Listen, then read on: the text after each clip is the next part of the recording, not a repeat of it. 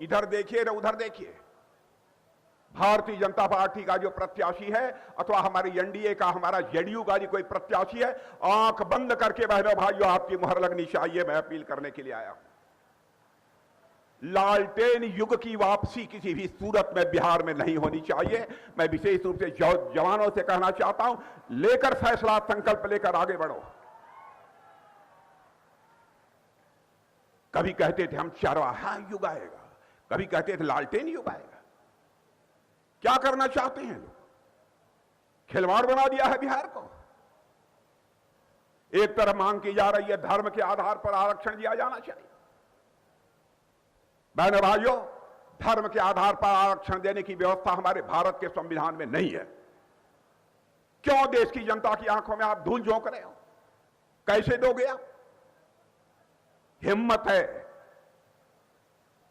तो जनता की आंखों में धूल झोंक कर राजनीति मत करो, बल्कि जनता की आंखों में आंख डालकर राजनीति करो। मैं आरजेडी और कांग्रेस के लोगों से कहना चाहता हूं। एक इनके नेता है, कहते हैं हमारी सरकार जब बनेगी, इंडी अलायंस जब बनेगी, वह कांग्रेस के नेता हैं, विदेशों में बैठे हुए हैं, वहां से कह रहे हैं सरकार बनने के बाद सरकार को यह विचार करना चाहिए, यदि घर का कोई मुखिया मृत्यु यदि हो जाती है तो उसकी जो संपत्ति है, उस संपत्ति में से 100 पैसा में 55 पैसा यह सरकार के खजाने में जमा हो जाना चाहिए और उस परिवार के पास केवल 45 पैसा शेष बचना चाहिए। क्या आप इसको मंजूर करते हैं? मैं आप सभी से पूछना चाहता हूं, क्या इसे मंजूर करते हैं?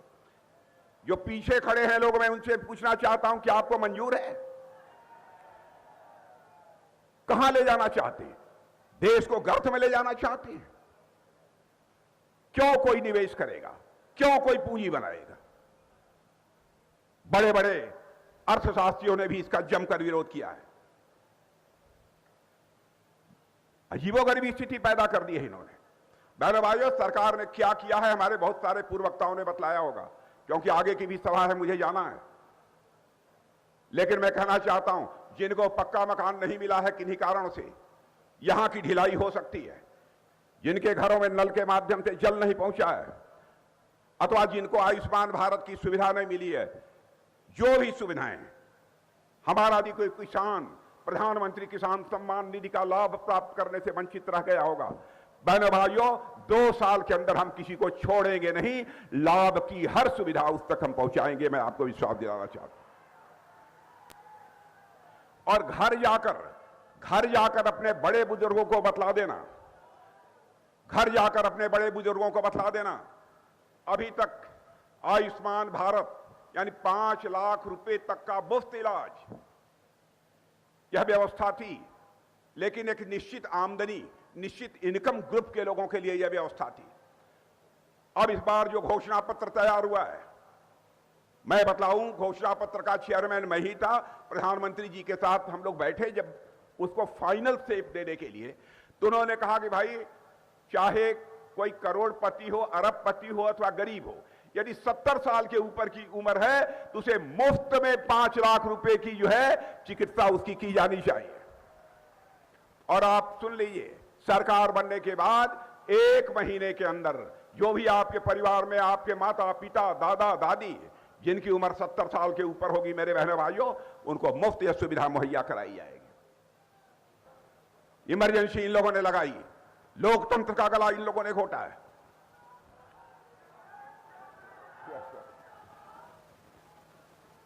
चलिए, साम्राज्य आ गए।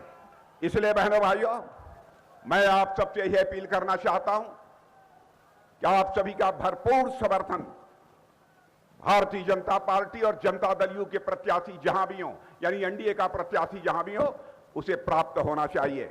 और राजीव प्रताप रूढ़ी का जहां तक प्रश्न है, उनसे आप सभी लोग अच्छी तरह परिचित हैं। जमकर राजीव प्रताप रूढ़ी ने अपने क्षेत्र की सेवा की है, जमकर सेवा की है।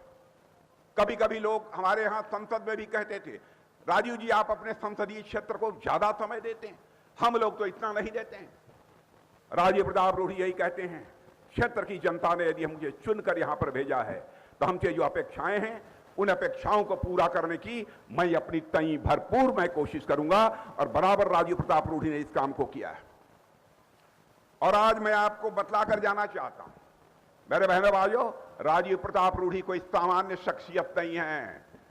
राजीव प्रताप रूढ़ी, मुझे लगता है केवल सांसद आप नहीं चुन रहे हैं, आप एक बड़ी हस्ती को चुन रहे हैं। यह मैं कहना चाहता हूं।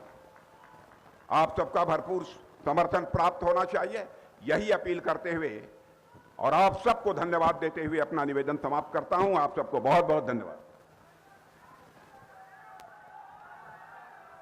बहुत बहुत धन्यवाद।